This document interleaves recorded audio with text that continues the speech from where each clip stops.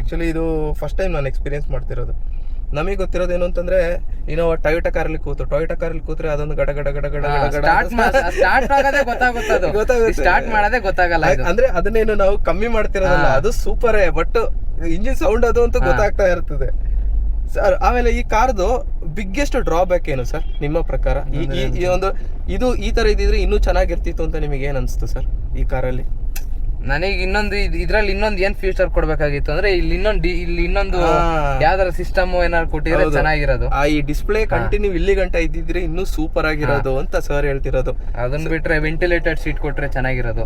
ಅವನೇನ್ ಮಾಡ್ಬಿಟ್ಟವನೆ ಅಂತ ಅಂದ್ರೆ ಈ ಫುಲ್ ಟಾಪ್ ಎಂಡ್ ಅಂದ್ರೆ ಅದನ್ನ ಬಿಟ್ಟು ಮುಂದೆ ಹೋಗ್ಲೇಬಾರ್ದು ಅಂತದಕ್ ಮಾತ್ರ ವೆಂಟಿಲೇಟೆಡ್ ಸೀಟ್ ಕೊಟ್ಟವನೆ. ಮತ್ತೆ ಇನ್ನೊಂದು ಬ್ಯಾಟ್ರಿ ಗಾಡಿಗೆ ವೆಂಟಿಲೇಟೆಡ್ ಸೀಟ್ ಕೊಟ್ಟವನೆ, ಇದಕ್ಕೆ ಕೊಟ್ಟಿಲ್ಲ. ಇದಕ್ಕೆ ವೆಂಟಿಲೇಟೆಡ್ ಸೀಟ್ ಇಲ್ಲ ಹೇಳ್ಬೋದು. ಮಾಮೂಲಿ ಇರೋರು ನೀವು ವೀಕ್ಷಕರು ಹೇಳ್ಬೋದು ಏನು ಅಂತಂದ್ರೆ ವೆಂಟಿಲೇಟೆಡ್ ಸೀಟ್ ಇಂಪಾರ್ಟೆಂಟ್ ಅಂತ. ಖಂಡಿತವಾಗ್ಲೂ ಇಂಪಾರ್ಟೆಂಟ್. ಯಾಕೆಂತಂದ್ರೆ ಲಾಂಗ್ ಡ್ರೈವ್ ಹೋಗ್ತಾ ಇದ್ದಾಗ ಬೆನ್ನೆಲ್ಲ ಸ್ವೆಟ್ ಆಗುತ್ತೆ. ಆ ಟೈಮಲ್ಲಿ ವೆಂಟಿಲೇಟೆಡ್ ಸೀಟ್ ಹಾಕಿದ್ರೆ ಸ್ವೆಟ್ ಆಗಲ್ಲ, ಪ್ಲಸ್ ನಿಮಗೆ ಸ್ಟ್ರೈನ್ ಆಗಲ್ಲ ಸರ್. ಅದರಲ್ಲಿ ಫುಲ್ ಕೂಲ್ ಆಗಿರ್ತದೆ. ನೀವು ಒಂದು 500 ಕಿಲೋಮೀಟರ್ ಟ್ರಾವೆಲ್ ಮಾಡಿದ್ರು ನೀವು ಫ್ರೆಶ್ ಆಗಿರ್ತೀರಾ ವೆಂಟಿಲೇಟೆಡ್ ಸೀಟ್ ಇದ್ರೆ. ಅದು ಅಡ್ವಾಂಟೇಜ್. ಸೊ ಗೆಳೆಯರೆ ನೋಡ್ತಿರ್ಬೋದು, ಇದು ಬಂದ್ಬಿಟ್ಟು ಸನ್ಸ್ಕ್ರೀನ್ ಸರ್. ಇದು ಕಂಪನಿ ಫಿಟೆಡ್.